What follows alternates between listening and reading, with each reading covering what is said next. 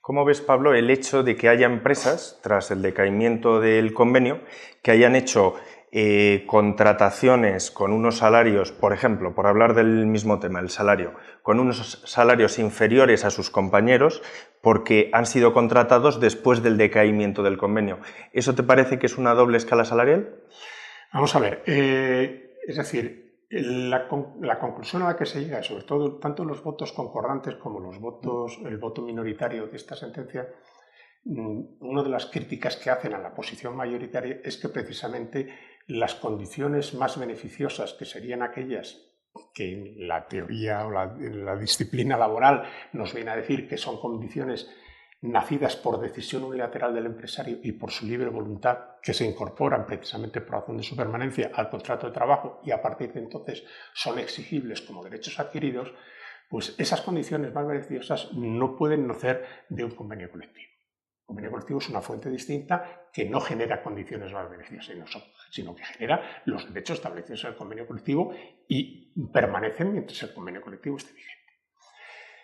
Aquí se ha llegado a la solución interpretativa, es decir, todas estas condiciones han quedado contractualizadas y entonces parece que, por tanto, permanecen como condición más beneficiosa para los trabajadores que tenían ya el vínculo laboral establecido vigente el convenio que ahora se extingue. Nos vamos a encontrar entonces con el supuesto de que esa empresa tiene un grupo de trabajadores que son los anteriores al convenio y otra serie de trabajadores que son los posteriores al convenio. Entonces, claro, la doble escala salarial, pues la doble escala salarial en principio no está permitida, pero siempre tiene sus excepciones. Y una de las excepciones ha sido precisamente la de admitir que unos trabajadores tengan un trato diferenciado de otros porque tenían una condición más beneficiosa.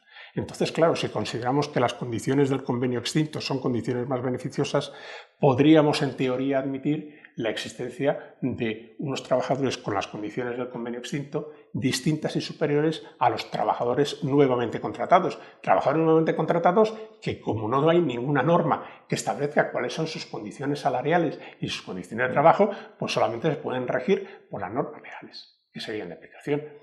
Ahora, la pregunta es otra. Yo creo que la pregunta es útil y es válido y es positivo que en una empresa y para el desarrollo ordenado de lo que sería la política de recursos humanos tener una situación así, tener unos trabajadores a 600 y pico euros y otros trabajadores a 1.000, 1.500 euros. Cuando hacen lo mismo. Cuando hacen lo mismo. O sea, me parece que eso es generar conflictividad añadida y gratuita. Creo que las soluciones tendrían que ser otras. Pero bueno, eso ya depende de que las partes quieran utilizar o no quieran utilizar el recurso que teóricamente da el artículo 86.3. Veía yo que, ¿cómo ves el hecho? Me ha parecido entender por lo que decías que no estaba tan poco claro del todo que la contractualización de las condiciones laborales del convenio genere tras el decaimiento una condición más beneficiosa, que no es algo que tampoco el Tribunal Supremo haya dicho. No, sí, yo creo que eso es la conclusión que se saca de precisamente el considerar que las normas de convenio quedan contractualizadas. Esa es la conclusión. Lo que pasa es que ese es el debate teórico que se suscita en el Supremo. El Supremo tiene ese debate teórico en el que unos dicen las condiciones no desaparecen sino que se contractualizan, y hay otra segunda posición, la del voto minoritario, que no está desde un punto de vista de dogmática jurídica de acuerdo con esa conclusión. Pero no obstante, a mí me parece que el voto minoritario también es consciente del problema y también es consciente del que 86.3 no soluciona, sino que genera más debate y más conflictividad que aportar soluciones verdaderamente eficaces para resolver los problemas de la petrificación de la negociación colectiva. Entonces, ese es un poco la conclusión quizá a la que habría que llegar, junto con otra o junto con otro elemento que a mí me parece importante tener en consideración, y es un poco reiterando lo que antes he dicho. Los convenios colectivos regulan obligaciones para ambas partes, y si el convenio colectivo desaparece el marco o el título en el que ambas partes se pueden apoyar para exigir a la otra determinados comportamientos.